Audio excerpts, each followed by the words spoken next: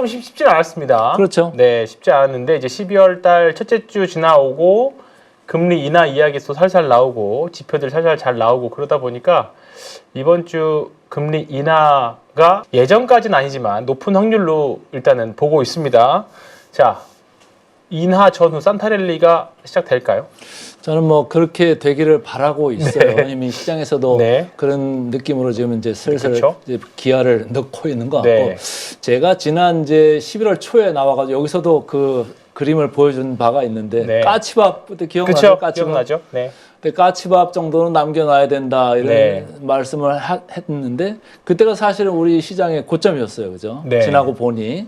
근데 이제 그때 당시에 외국인들은 이미 선물 순매도를 많이 구축을 하기 시작했다. 맞습니다. 그때 얘기를 하면서 조금 워닝 사인이 있습니다. 이렇게 얘기를 했습니다. 근데 11월 말 뭐 이렇게 가면서 외국인들이 계속적으로 이제 시장에다가 매도 압력을 가하면서 결국은 뭐 지수 그렇죠. 3,850, 3,900선에서 외국인들은 다 커버를 했어요. 맞습니다. 그리고 그때 커버했죠. 가서 그 부분부터 다시 이제 선물 쪽에 순매수 포지션을 지금 쌓아 올리면서 지금 이제 4,100을 넘어가면서 이제는 외국인들이 좀 좋게 보는 방향으로 네. 좀 보는 것 같다. 그 이유는 미국 쪽에서도 이제는 뭐 빅스 지수 같은 것도 이제는 좀 안정이 돼서 네. 15대로 다시 내려왔거든요. 내려왔죠. 네. 근데 지난번에 많이 올라갈 때 27, 28 그 정도까지 갔어요. 근데 네. 항상 빅스 같은 거 보면은 회귀하려는 경향이 있잖아요. 그렇죠. 예. 그게 강하죠. 네. 그래서 이제 공포 탐욕 지수하고 빅스하고 제가 항상 견줘서 얘기를 하는데, 그게 이제 한 자릿수까지 가서 아주 극단적인 공포로 몰렸을 때 저는 뭐 제 강관의 의식주제고 유튜브에서도 그런 얘기를 했고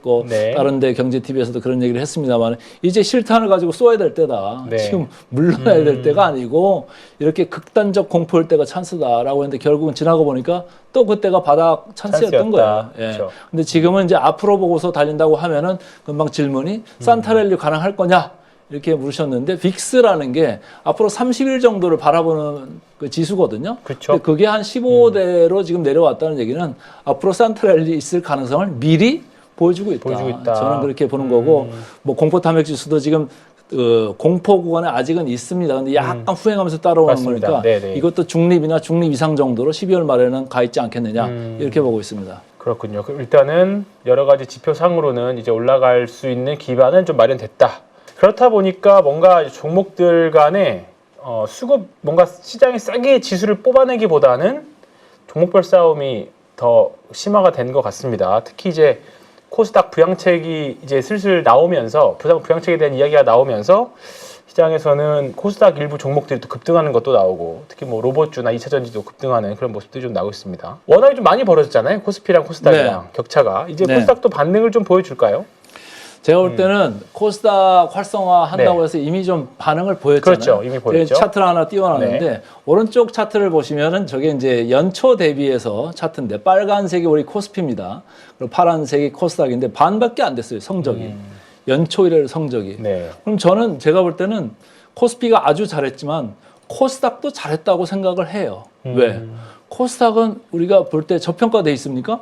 라는 질문에 그 누구도 그런 얘기들을 안 합니다. 저평가 뭐 이런 얘기를 그렇죠. 안 하죠. 네. 제가 여기 8.15 모니터 나와서도 코스닥에 대해서 얘기하는 경우는 거의 없었습니다. 근데 이제 이 차트를 보시죠. 이 차트를 보시면 제일 위에가 코스닥 녹색입니다. 그 밑에 이제 빨간 게 코스피인데, 활성화 대책 나온다고 지지난 이제 금요일 날 한번 쭉 튀었죠. 네. 그리고 지난 주중에는 조금 이제 주 후반으로 가면서 차익 매물이 조금 이렇게 나온 그런 느낌이 있는 반면에 코스피는 오히려 계속 올라갑니다. 라고 봤을 때는 먼저 그 코스닥 활성화된 기대감을 먼저 코스닥이 뽑았었고, 근데 그 간격을 보면서 이제 코스피가 따라간 이런 느낌인데, 코스닥 활성화, 바이오, 그리고 뭐 로봇주 이쪽이 이제 대안이 될 수 있다 그래가지고 사람들이 막 달려갔잖아요. 그렇죠. 근데 저는 네. 뭐 트레이딩 관점에서 좀 바라보는 이런 게 좀 있는 것 같고, 그래도 이제 바이오 쪽보다는 저는 로봇 쪽이 좀 나았다 이런 생각을 합니다. 제가 이제 나중에 말씀 또 드리겠습니다만은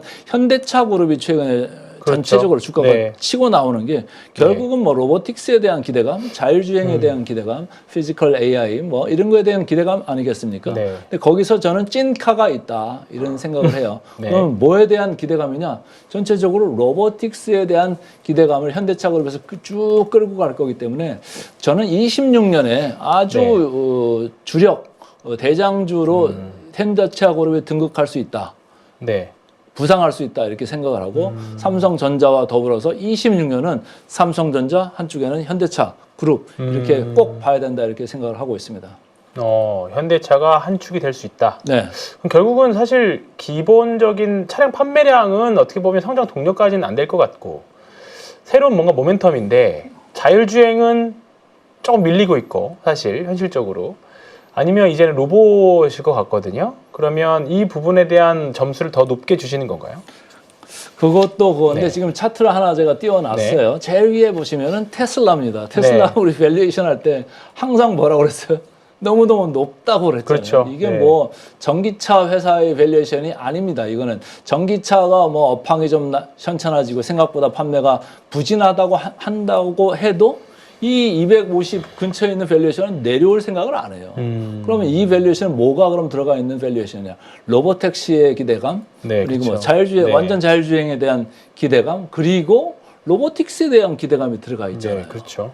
근데 현대차는 그런 거 하나도 없어요. 요 밑에 보세요. 현대차는 지금 선행 PER이 7배입니다. 제가 박스를 이렇게 표시해 놨는데 다른 레가시 그 완성차 업체들하고 이렇게 비교해도 조금 낮은 편에 있어요. 폭스바겐 네. 빼고는 이렇게 낮은데 현대차 그룹이 지난번에 젠슨 황이 와가지고 우리 이제 깐부 회동하면서 그때 사진을 정의선 회장하고 이재용 회장하고 이렇게 같이 셋이 찍지 않았습니까? 네. 그때 이제 얘기한 게 GPU 5만 장 받을 거다. 네. 그걸로 뭐 할 건데라고 했을 때는 AI 팩토리도 하고 로보틱스도 가고 그리고 자율주행으로도 뭐 그거를 이제 응용할 수 있다 이렇게 이제 얘기들 생각들을 많이 했잖아요. 그렇죠. 그때부터 이미 주가들은 움직이기 시작했다고 저는 보는 거고요. 지난 금요일 날 현대차 주가가 이제 뚫고 올라가는 그런 느낌이 있었습니다만 저는 뭐 계속 이어질 수 있는 이유가 바로 이 저평가, 이 밸류에이션이 7배밖에 안 됩니다. 우리 시장이 얼마죠? 우리 선행 PER이요 10배가 약간 넘어가고 있습니다. 지난주에 좀 반등을 해가지고. 네.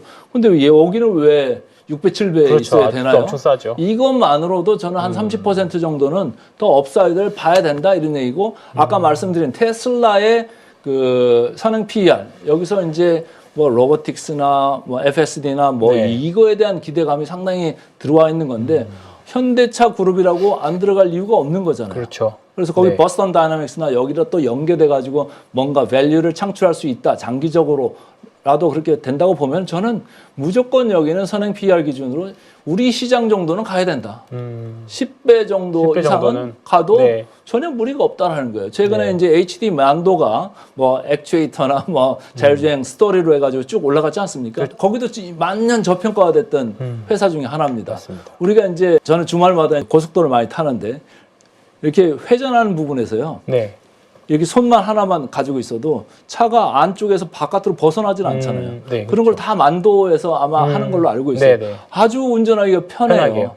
근데 이제 센싱 기능으로 이제 그렇게 하는 건데 테슬라는 거기서 이제 하나가 더 가는 거죠. 그 센싱만 하는 게 아니라 그거를 주고받고 커뮤니케이션 하면서 그 데이터를 다 테슬라가 가지고 있는 거죠.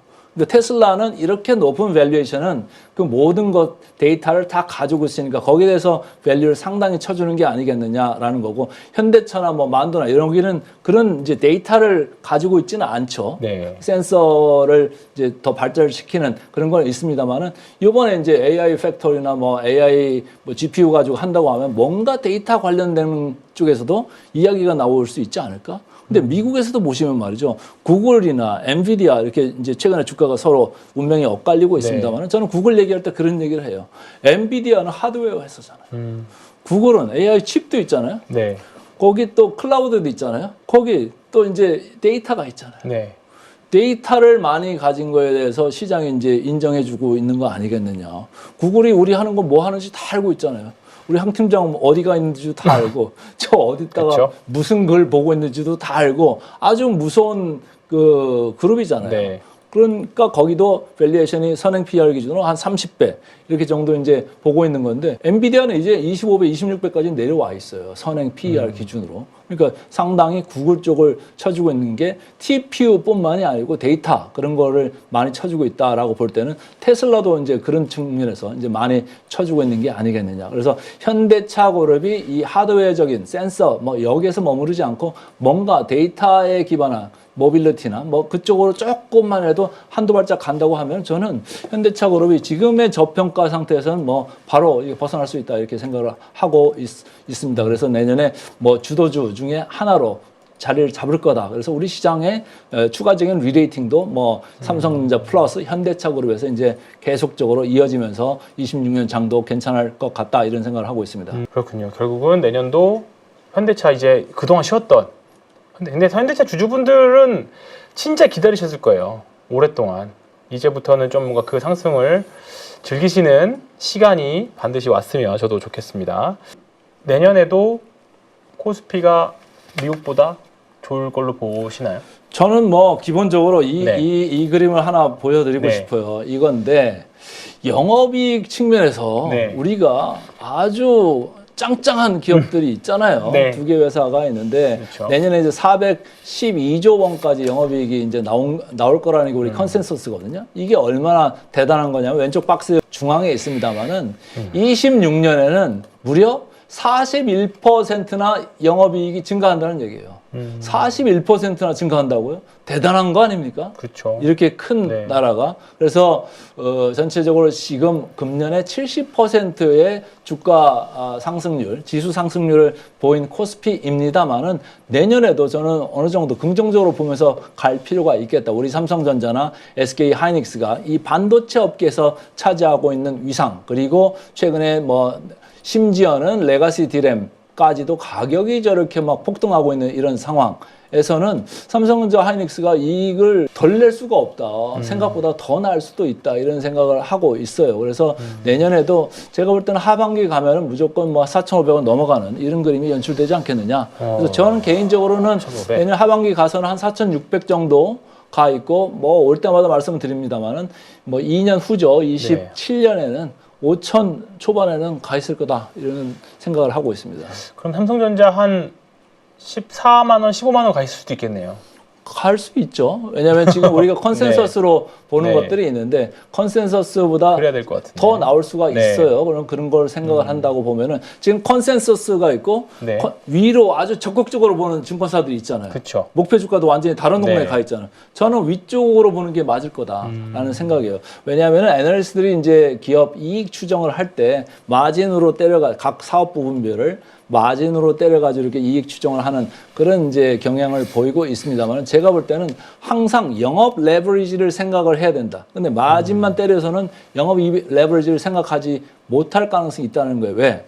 우리가 코스트, 비용이라고 하면은 전체적으로 고정 비용이라는 게 있는 거고 네. 변동 비용이 있습니다. 변동 비용이라는 하는 거는 볼륨, 그러니까 판매량이 많아질 때 같이 올라가는 거예요. 그죠? 네. 뭐 소재가 됐든 뭐가 그렇죠. 됐든 네. 변동 계속 그 볼륨에 따라 가지고 따라가는 건데 고정 비용은 사람 쓰는 게 뭐 엄청나게 늘어납니까? 아니잖아요. 아니죠. 기계들이 로봇들이 알아서 그냥 막 만드는 거잖아요. 그렇죠, 그렇죠. 그런 거기 때문에 고정 비용도 같이 올라가는 매출 따라 같이 올라가는 이런 걸로 아마 산정했을 가능성이 크기 때문에 저는 지금 컨센서스보다 이익이 더 많이 나올 가능성이 있다라고 보는 거예요. 그래서 일부에서는 삼성전자 뭐 100조 얘기도 합니다만 그게 뭐 안 나오리란 보장도 없을 거다. 그래서 지금 그렇죠. 두고 봐야 된다. 다만 주가 정점으로 봤을 때는 언제냐 거기에 대해서는 아직 이제 왈가왈부 사람들이 이제 생각들이 있는 것 같은데 일단은 뭐 내년 2분기까지는 우리 시장 좋게 보고 계속 특히 삼성전자 하이닉스 주가 정점은 그때까지는 아직 나오지 않을 거다. 그래서 정고점 우리가 11만 원 삼성전자 때 있습니다만은